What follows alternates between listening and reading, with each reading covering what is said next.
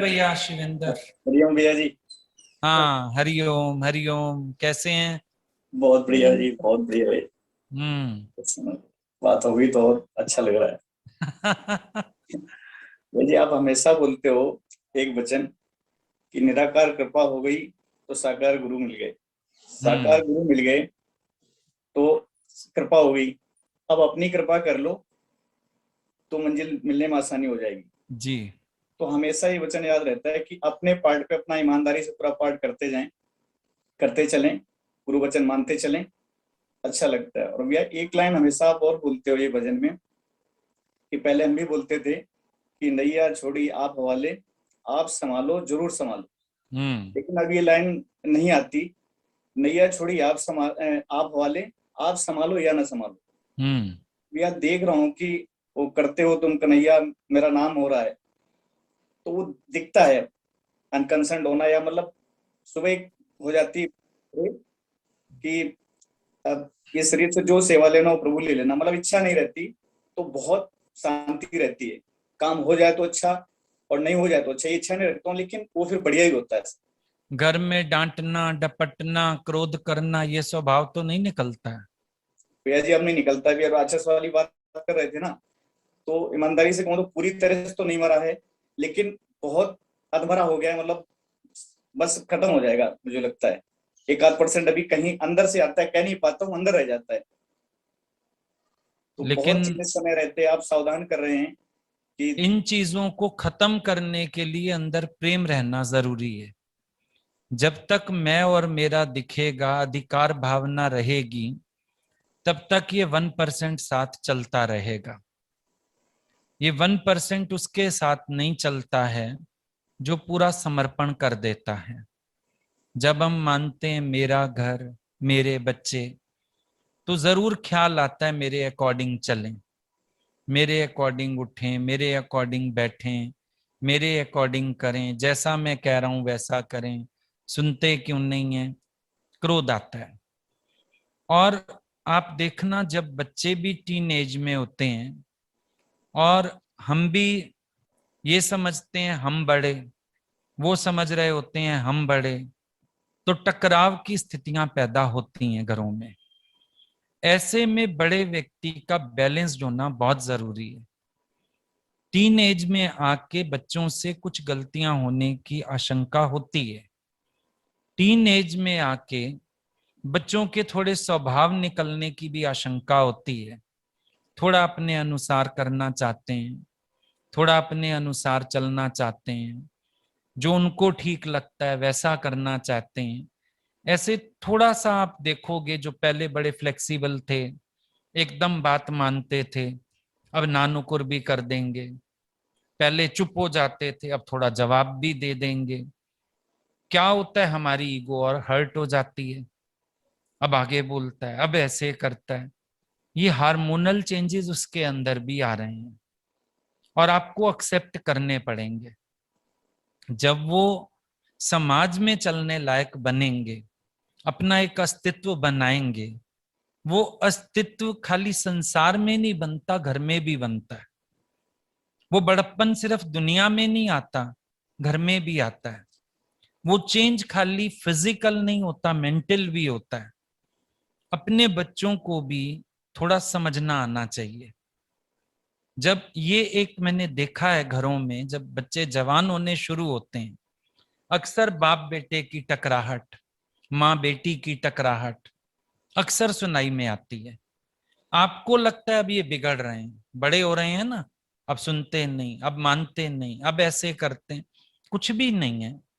ये थोड़ा सा प्रकृति उनको एहसास कराती है कि तुम बड़े हो रहे हो। देखो, उनको एहसास नहीं होगा तो जिम्मेदारियों का भी एहसास नहीं होगा, अल्हड़पन भी नहीं छूटेगा, बचपना खत्म नहीं होगा। अब इस उम्र में अगर वो बाहर से मार खा के आएंगे तो आपका दिल करता है अपने बेटे को ही पीट दूं, पिट के क्यों आ गया किसी से, है ना? तो अब घर में अगर वो किसी गलत बात पर आवाज उठाएगा, फिर आपको दिल करता है पीट दूं इसको। अगर उसको कुछ बात ठीक नहीं लग रही या वो गलत नहीं है, अगला अपना जवाब तो देगा ना। आप वो भी नहीं एक्सेप्ट करना चाहते। तो इस तरह के कुछ गड़बड़ियां होती हैं सोच में। जनरेशन गैप है, इसके अंदर सोच का भी गैप आ जाता है। तो जब आप अंडरस्टैंड करना शुरू करेंगे तो आपकी अपने बच्चों से बॉन्डिंग बहुत अच्छी बनेगी। फ्रेंडली होना पड़ता है, अंडरस्टैंडिंग होना पड़ता है। बच्चे बड़े होते हैं ना, वो रौब नहीं चलता, मैं बाप तू बेटा, थोड़ा फ्रेंडली होना पड़ता है। हम ये नहीं कह रहे कि डिसरिस्पेक्ट करवाओ अपनी, कभी कभी जरूरत पड़ती है, कहना भी पड़ता है, लेकिन मोस्ट ऑफ द टाइम ऐसा होता है घर का माहौल बहुत बिगड़ता है इस वजह से। तो अगर आप अंडरस्टैंडिंग बने, प्यार से सुने समझें, अगले को भी कैच करें, शायद आपके घर में नौबत ही ना आए शोर की। तो ये भी एक काम है, खाली ज्ञान नहीं समझना है। गुरु ने कहा सबकी जगह खड़े होके समझो, अपने बच्चों की जगह भी खड़े होके समझो, तो आपको बहुत अच्छा फील आएगा और आपके घर का एटमॉस्फेयर बहुत अच्छा होगा। और ये जो क्रोध वाली भावना है, 1% आप कह रहे हो, एक्चुअली रहता बहुत है अंदर, दबाते रहते हो। गुरु ने कहा है गुस्सा नहीं करना, गुरु ने कहा है, कई बार मुंह से भी निकल जाता है, ये तो उन्होंने ना रोक रखा होता ना बेटा, अभी चप्पल उठा के सीधी कर देता, तेरे को डंडा उठा के मारता, घर से बाहर निकाल देता, कपड़े और उतार लेता तेरे, यहीं निकल भी जाता है मुंह से। कि उन्होंने रोक रखा है, कि अपने आप को भी पता है अभी रुक नहीं रहा, रोक रखा है।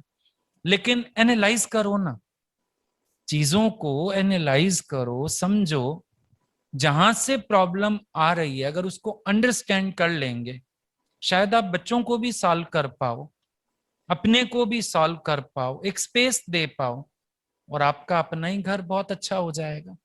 बच्चे जिंदगी भर याद रखेंगे कि पिता तो हमारा था, जिसने हमको समझा, हमें स्पेस दिया, हमारे बातों को समझा, भावनाओं को समझा। तो ऐसा अगर बनाएंगे घर में माहौल, वातावरण ऐसा बनाएंगे, आपको बहुत अच्छा लगेगा। ठीक भैया जी, आप जो कह रहे हैं 1% ये भी खत्म करूंगा। बिल्कुल सही। हाँ आप बात करो कि कह नहीं पाता हूँ अंदर, अब तो कह जाता हूँ, बाहर नहीं पाता। हाँ, लेकिन वो डर जैसे है ना कि ये भी जाते हैं फिर वहां चुगली खा देंगे जाके, छिपा मैं भी नहीं पाऊंगा, बताऊंगा फिर। लेकिन डर नहीं होना चाहिए, प्यार इतना होना चाहिए, अंडरस्टैंडिंग इतनी होनी चाहिए, चीजों में भेद ही ना होना। बच्चा आप गलती करके बिंदास आपको बता सके। देखो बच्चे आपके हैं, अपनी गलती बिंदास हमको बताते हैं। हमको ये था, आप अगर 2 मिनट कुछ कहोगे भी, फिर आप प्यार से समझा दोगे, आप हमें अंडरस्टैंड करोगे। तो ये चीज उनकी आपके साथ भी होनी चाहिए, अपनी गलती भी बता सके, उनको पता हो हमें समझा जाएगा, हमें स्पेस दिया जाएगा, क्रोध नहीं दिखाया जाएगा। तो बच्चों की उम्र बढ़े, पेरेंट्स को थोड़ा संयमी होना चाहिए। जी 6 महीने से कोशिश यही है, जैसा आप बता रहे हो कि बहुत परिवर्तन है घर में। कोशिश करता हूँ अपनी तरफ से, हमेशा आई एम राइट की भावना नहीं रखता। अब यू आर हम्म राइट, आप भी सही हो सकते हो, हम्म। इस बात सुनता हूँ। और ऐसा माहौल नहीं बन रहा 6 महीने से कि मतलब खींचे बात को। लेकिन सत्संग का सहारा तो जरूर, जैसे आप कह रहे थे, ले लेता हूँ। कोई दिक्कत नहीं, कोई दिक्कत नहीं, वो सहारा तो लेना ही है अपने को बनाने के लिए। बहुत अच्छी बात है। ठीक है शिवेंद्र भैया। अब भैया जी रेगुलर रेगुलर ओ, ये शैतान साथ बैठा हुआ था, पहले नहीं दिखा तू मेरे को, नहीं मैं बात करता नहीं पापा से ऐसे। अब तो तेरे को भी डोज देनी पड़ेगी। मैं वही सोच रहा था कि आप ना मेरी हाँ, बातों ये को मत सुनते सोचियो कि पापा को समझा दिया तो तुम मन मर्जी कर सकते हो। हो। तेरा नाम मैंने क्या रखा हुआ है? रोज। बस मेरे को घर से ये खबर आनी चाहिए कि ये बच्चा इतना सच की खुशबू वाला है, आपकी खुशबू आती है इसके पास से। घर से ये खबर आनी चाहिए कि आप इसको रोज कहते हो, ये सचमुच रोज है। और किसी को कांटा नहीं चुभना चाहिए रोज का, रोज के कांटे माली निकाल देता है, तभी हमें बुक्के बना के देता है। तो घर से भी ये मैसेज आना चाहिए कि आपका बच्चा सच में खुशबूदार है, आपका बच्चा सचमुच आपकी तरह है, आपके पद चिन्हों पे चल रहा है। और जितनी बात मैंने अभी पापा को समझाई, you will never repeat these words.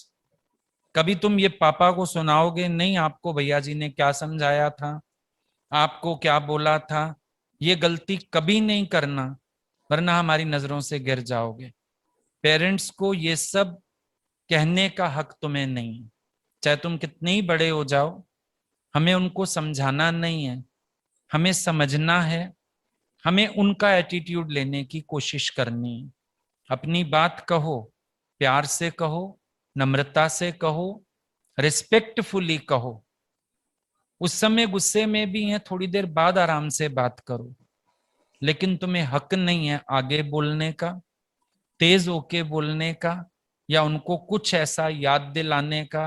आप सत्संग सुनते हो, आपको भैया जी ने क्या समझाया था, सही पकड़ा ना आपको, ये शब्द नहीं होंगे कभी भी तुम्हारे मुंह पे। Be careful. और सुना। मुझे वही लग रहा था कि सही एज में आपके पास आ गए थे, क्योंकि वही टीनेज होती थी जहाँ पे बहुत सारे स्वभाव निकलते थे अंदर से। अगर नहीं होते तो, नहीं मिलते तो जो आप बता रहे थे वो सब होता घर में, पक्की बात थी कि जिस हिसाब से चल रहे थे। बट जो आप कह रहे हो रिप्लाई करने का, आप भी युक्ति देते हो कि अपनी बात ये नहीं कहते, बात अपनी दबा, बात पे युक्ति देते हो, इस स्पेस से बोल, उनको भी ना बुरा लगे, अपनी बात भी कह दे। हाँ राइट, बहुत अच्छा, आपसे ही सीखी है बस, आप बहुत जैसे। अच्छा, बहुत अच्छा। दोनों को साथ बैठे देख के अच्छा लग रहा है। Thank you.